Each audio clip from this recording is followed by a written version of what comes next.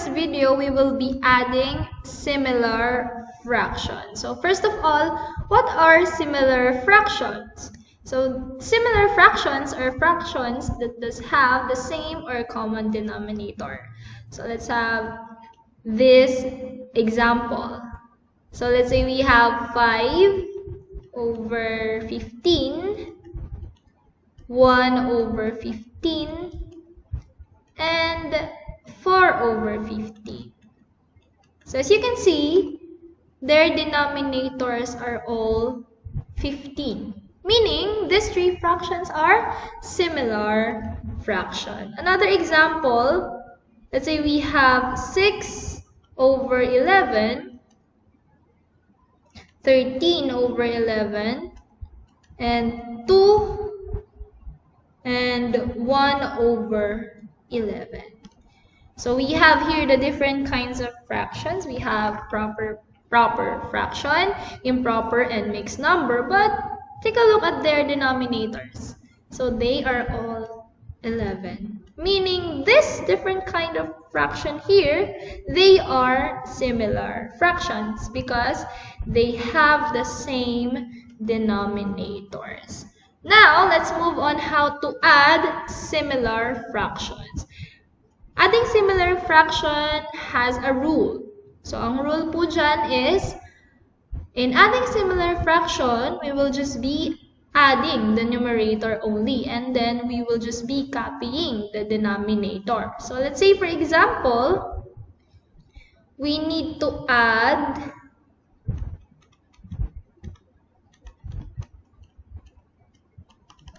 let's say we need to add 2 over 8 plus 1 over 8. So we will just be finding the sum of 2 over 8 and 1 over 8. So this will be your solution. So as you can see, the given here, they are similar fraction because their denominators are the same, okay? So according to the rule, let's apply the rule.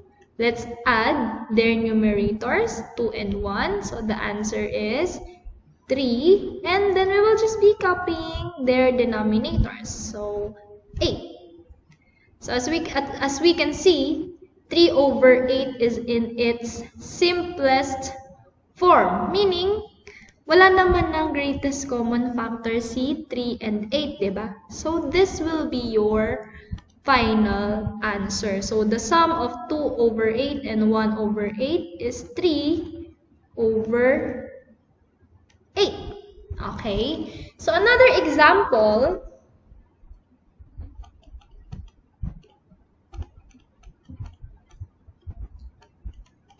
let's say we have 6 and 3 over 10 plus 4 over 10. So as you can see, we have different kind of fraction here. Mayroon tayong mixed number, which is this one. And then meron tayong proper fraction, which is this one. So nakikita nyo, ma'am, paano po? Hindi po sila same type of fraction or same kind of fraction. That is okay. So we will just be copying this mixed number. So solving that, we have this solution. So 6, 3 over 10 plus 4 over 10. So we will just be copying 6 kasi wala namang mixed number na kasama, or whole number rather. Wala namang kasamang whole number si 4 over 10, diba? So we will just drop this 6 in the answer. So copy 6, and then these fractions are similar, so add the numerators, and then copy the denominator. So as you can see, 7 and 10, meron pa ba silang common factor? So wala na. So wala na silang greatest common factor. Therefore, the sum of 6 and 3 over 10 and 4 over 10 is 6 and 7 over 10. So this is your sum in example number 2. Another examples, let's say we have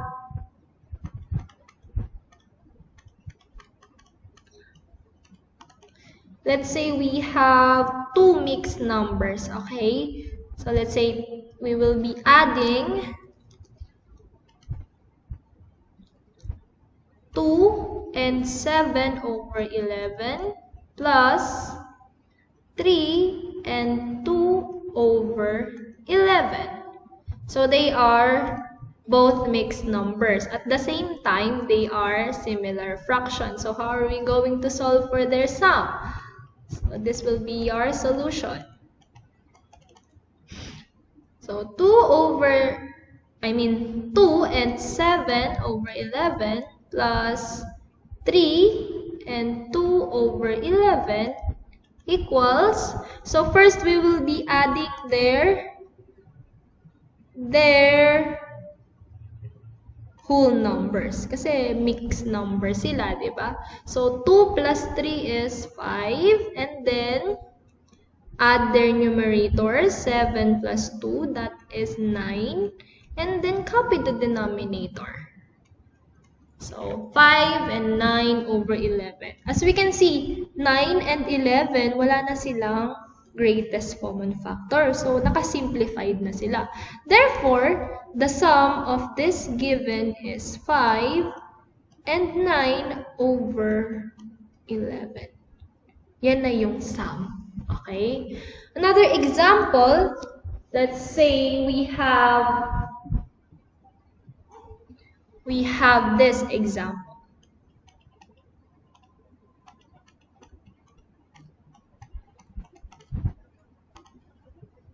Let's say we have 3 over 18 plus 5 over 18.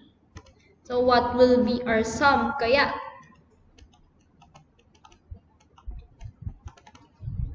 So solution natin, 3 over 18 plus 5 over 18. They are similar fractions, so we will just be adding their numerator. So 3 plus 5 is 8, and we will just be copying the denominator. But in this example, as you can see, 8 and 18, they have a common factor pa. Okay? They have the greatest common factor. So, ano kaya ang greatest common factor ng 8 and 18? Saan kaya natin sila pwede pang i-divide para maging simplified na sila? So, we can divide this 2 by 2. Okay? Their GCF is 2. So, lagay natin GCF, or the greatest common factor. I believe we already know how to get the GCF. So, 8 divided by 2, that is 4. And 18 divided by 2, that is 9. So, nakasimplified na ba si 4 over 9? Yes, nakasimplified na siya. Therefore, the sum of example number 4 is 4 over 9. So, this will be your final answer. Another example, last example, let's say we have 3 addends. Tatlo yung i-add natin. Let's say. So, this is example number 5. We have, let's say, 2 and 7 over 20 plus 3 and 2 over 20 plus 1 over 20. So, let's write the solution. I'm going to rewrite the given.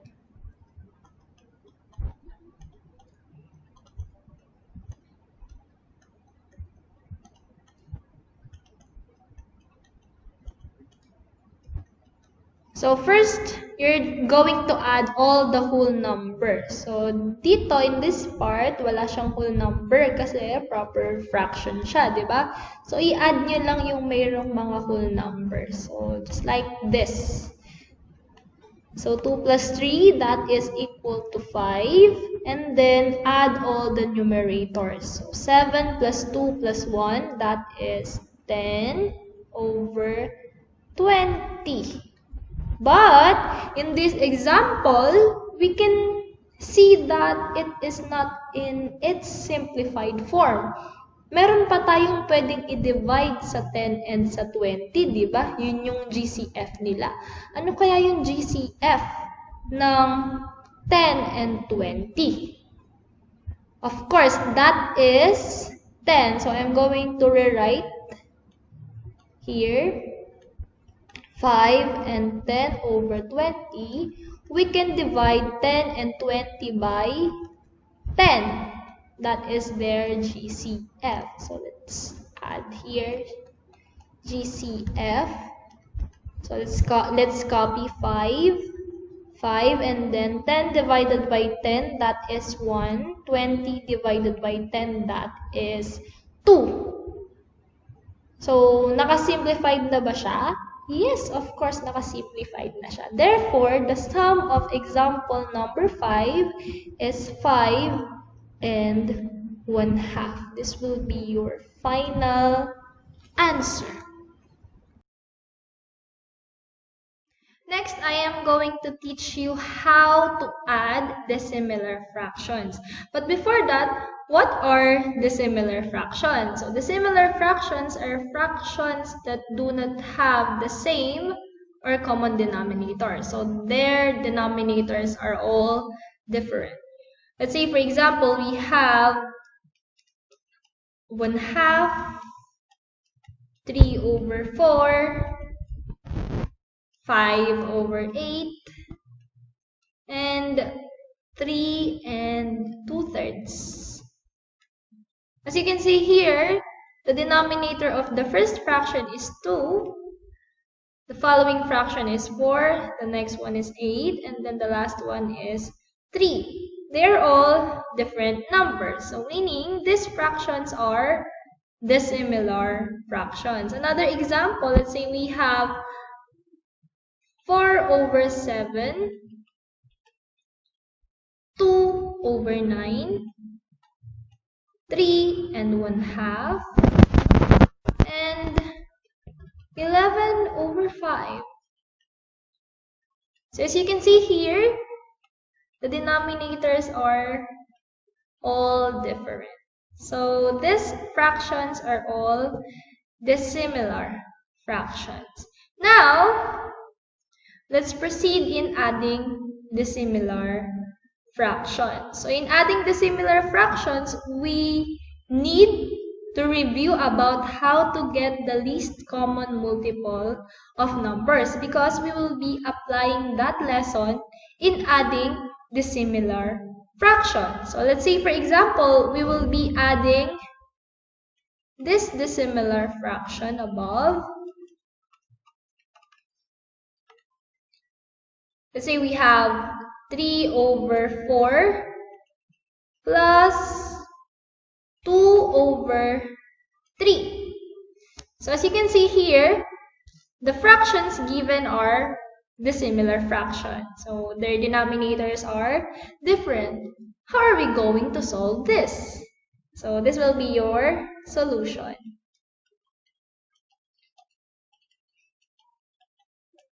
And reminder, in adding dissimilar fractions, you need to rewrite your given. Gagawin nyo siya in vertical or isusulat nyo siya in vertical form. Why?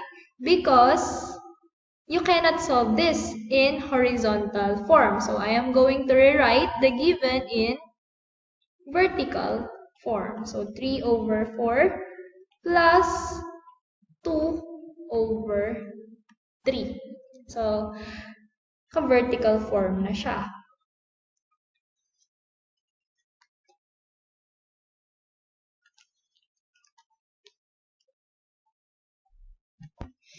So, let's say yan, naka-vertical form na. So, first thing that we need to do in adding dissimilar fraction is to find the least common multiple of the denominators. Least common multiple. Okay? If you are familiar with skip counting, that is the same in getting the multiples. Okay? Least common multiple of 4 and 3. So the least common multiple of 4 and 3 is 12. Okay? That is their LCM. Or if you are having a hard time finding the least common multiple, you can just multiply the denominators. So 4 times 3, that is 12. Okay? So yun yung LCM. So right after natin makuha yung LCM, we will be making new fractions here. So gawa tayo ng dalawang bagong fraction. And then, write the LCM as their denominators. Yung denominator ng dalawang bagong fraction ninyo. That is your LCM. Ilagay niyo yung LCM doon. So, paano natin makukuha yung numerators? That is the question. So, in getting the numerators, we will be dividing the LCM by the denominator of your original fraction. So, 12 divided by 4, the answer here is 3. Right after natin ma-divide, imumultiply natin yung quotient dun sa numerator ng original na fraction. Nagets ba? So, yun yung mangyayari. Para makuha natin yung value ng numerator ng bagong fraction mo. Okay? So, 12 divided by 4, that is 3, times 3, that is 9. Okay? And then, here, sa pangalawang fraction, 12 divided by 3, that is 4, times 2, that is 8. Okay? So, now, we have 9 over 12 and 8 over 12. This will be your new fractions. Okay? Yun na, anak, yung gagamitin ninyo para ma-solve nyo yung sum no examples. So, as you can see here, naging na siyang similar fractions. Madali na natin siyang masasolve. So, rewrite lang natin. 9 over 12 plus 8 over 12. We can solve this using the horizontal form kasi similar fractions na siya. So, we will just be adding the numerators and then copy the denominators.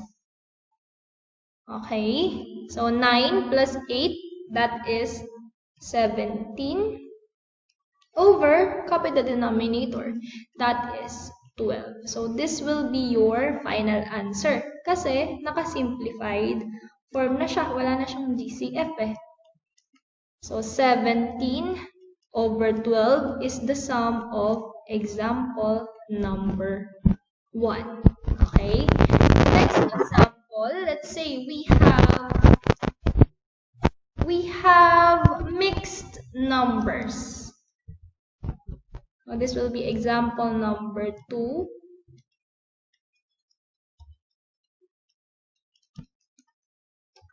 Say we have 5, no.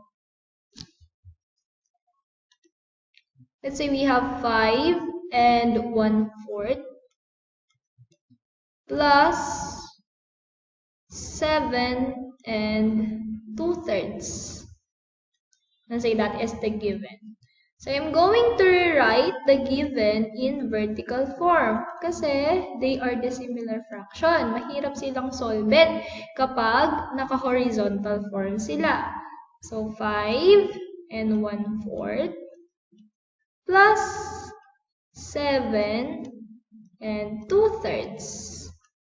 Ayan, naka-vertical form na sila. So now here, makikita nyo, they are dissimilar, so we need to make them similar fractions by finding the least common multiple of 4 and 3. So if you do not know how to get the least common multiple, just multiply 4 and 3. And that will be your LCM. Nakuha yun? Yes, of course, madali lang naman yan. So the least common multiple here is 12. So we will be making new fractions. Copy lang natin yung whole numbers pala. So yan. And then 12 divided by 4. Divided by 4. Ilan yung sagot? 3. Okay? 3 times 1 here is 3. So that will be your new numerator. The next one, 12 divided by, huwag kayo anak malito sa whole numbers, okay? Nakaharang kasi sila. So, diretso lang natin na computein. 12 divided by 3, that is 4, times 2, here, times 2. So, 12 divided by 3, that is 4, times 2, that is 8. So, burahin na natin yung mga operations na yan para hindi na malito. Okay? So, these fractions, sila na yung bago na kukumputin mo. As you can see, naging siyang similar fractions, diba? Right after natin makuha yung LCM. Or kung di kayo familiar sa LCM, LCD, the least common denominator, the least common multiple. They are just the same, okay? So, rewrite lang natin into horizontal form, 5, 3, and 3 over 12 plus 7 and 8 over 12. Now, we can solve this easily kasi they are similar fractions na. So, first, we will add the whole numbers. Here, 5 plus 7, that is 12. And we will add the numerators. So, 3 plus 8 is 11. And then, copy the denominator. 12. Pwede pa ba natin i-simplify si 11 tsaka si 12? Meron pa ba silang greatest common factor? Wala na. So, therefore, this will be your final answer. Final answer is 12 and 11 over 12. Okay, this will be the sum of example number 2. Last example we have, let's say we have 3 fractions, okay? This will be example number 3.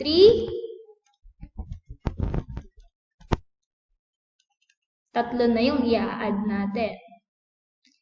Let's say we have 11 over 21 plus 5 over 7 plus 2 over 3. So here, tatlong fraction ang i-add natin, they are dissimilar fraction.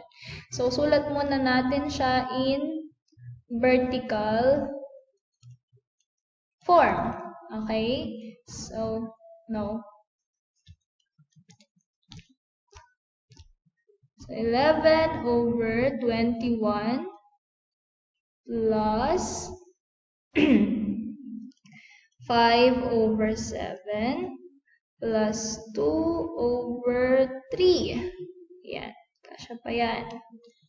So, yan. We will be adding this 3 dissimilar fractions. So, first of all, of course, we will be looking for the LCM or LCD. So, di ba sinabi ko sa inyo kanina, if you do not know how to get LCM or LCD, you can just multiply them. But in this example, if you multiply this, you will get a big number. So, kailangan nyo pa din matutunan kung paano kumuha ng LCM or LCD. Kung hindi nyo alam, use listing method. So, paano yung listing method, ma'am? So, like this.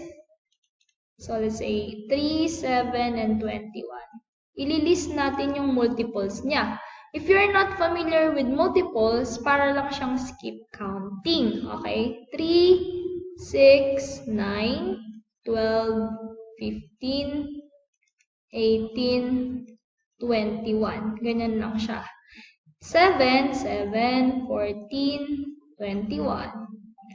So, 21, 21, 42. 63. So here, right after natin na-list yung multiples niya, we will be finding the least common multiple of this given. No? As you can see, isa lang ata yung common multiple nila, which is 21. So yun yung LCD or LCM ng 21, 7, and 3. Okay ba? So burahin natin tong part na to. So, LCM or LCD nila is 21. So, we will be forming new fractions. So, 21. To get the numerator, so we will be dividing the LCM by the original denominator. So, 21 divided by 21, that is 1 times 11. 1 times 11 is 11. Next, 21 divided by 7, that is 3 times 5, that is 15. Okay? Next, 21 divided by 3, that is 7, times 2, that is 14. So, this will be your new set of fractions na you need to add. So, I'm going to write this in horizontal form. 11 over 21 plus 15 over 21 plus 14 over 21.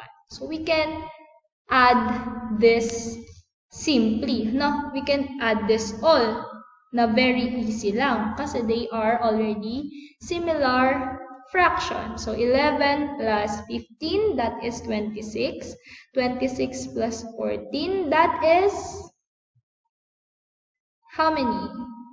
That is 40 over 21. So, meron pa bang common factor or greatest common factor si 40 and 21? I believe wala na. So, this will be your final answer. So, the sum of example number 3 is 40 over 21.